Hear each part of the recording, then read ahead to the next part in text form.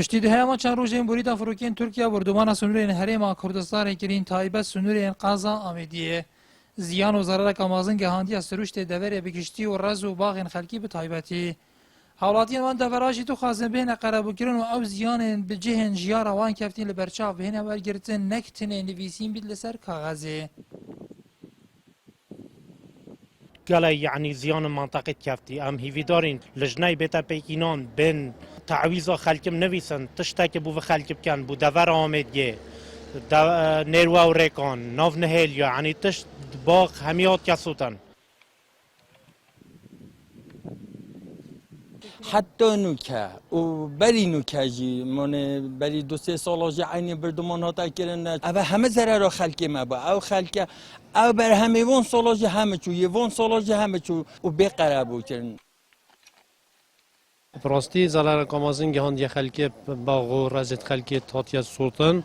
و خلک دنگ توپا وقت تت خلک ترسیتن خلک نشی بشته سر گندان و که وقت سماق وقت کزان و آواتش داره اف خلک گلک ضررمند بیا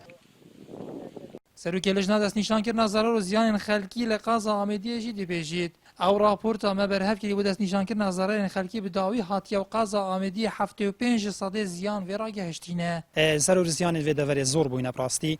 تانها سنور قزا آمیدیه پشتی بمباران وی دو ماهی 46 گند زیادتر 46 گندان هاتینه قصف کرن و هاتینه صوتن زیادتر 3000 دونمت اردی هاتینه صوتن و تتا تخمین کرن اف ضرور زیان وی دو ماهی بر